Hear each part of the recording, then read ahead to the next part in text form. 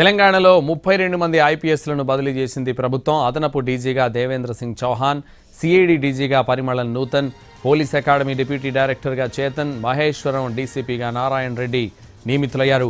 Telangana narcotic ఎస్పీగా పద్మజ, నాగర్ కర్నూల్ ఎస్పీగా Sangram Singh, Hyderabad south zone డీసీపీగా కిరణ్ ఖారే, మహబూబాబాద్ ఎస్పీగా శబరీష్, కొమరం భీం ఆసిఫాబాద్ ఎస్పీగా Nikhita Pant, Telangana anti narcotic bureau ఎస్పీగా గిరిధర్, వికారాబాద్ ఎస్పీగా స్నేహా మిశ్రా, హైదరాబాద్ టాస్క్ ఫోర్స్ ఎస్పీగా వైభవ్ గైక్వాడ్, ములుగు ఎస్పీగా సుధీర్, జయశంకర్ భూపాలపల్లి ఎస్పీగా సంకేత్, వనపర్తి ఎస్పీగా సునీత బదిలీ అయ్యారు.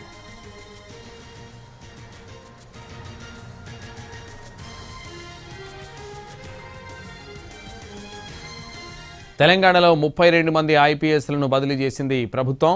అదనపు డీజీగా దేవేంద్ర సింగ్ చౌహాన్, సిఐడి డీజీగా Parimalan Nutan, police academy deputy డైరెక్టర్గా చేతన్, మహేశ్వరం డీసీపీగా నారాయణ రెడ్డి నియమితులయ్యారు. ఇదే విషయానికి సంబంధించి మరింత సమాచారం crime input editor Ramesh Vaitla అందిస్తారు. రమేష్, తెలంగాణలో భారీ మొత్తంలో ఐపీఎస్ బదిలీ జరిగాయి. మొత్తంగా 32 మంది ఐపీఎస్ లను బదిలీ చేస్తూ అటు ప్రభుత్వం కీలకమైన నిర్ణయం తీసుకుంది. దీంట్లో 10 జిల్లాలకు సంబంధించి కొత్త ఎస్పీలను నియమించింది. అదే మాదిరిగా హైదరాబాద్ నుంచి పెద్ద ఎత్తున బదిలీ కూడా జరిగింది. హైదరాబాద్ టాస్క్ ఫోర్స్ డీసీపీ అంటే టాస్క్ ఫోర్స్ డీసీపీగా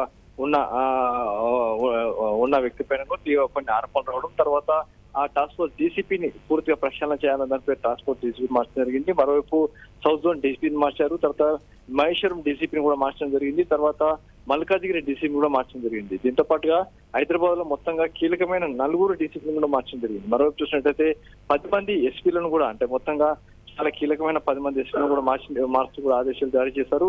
దీంతో పాటుగా అటు సిఐడిలో కీలక మార్పులు చేయడం జరిగింది. తర్వాత యాంటీ నార్కటిక్ బ్యూరో కూడా కొంచెం బలోపేతం చేయడం జరిగింది.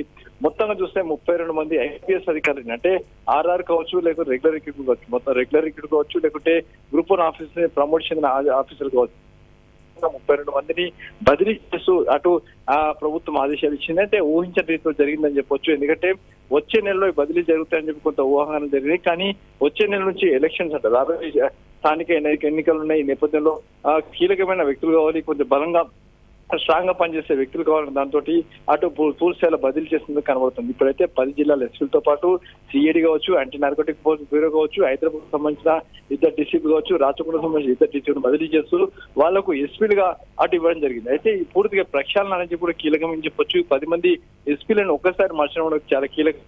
మొత్తంగా 32 మంది ఐపీఎస్ అధికారులు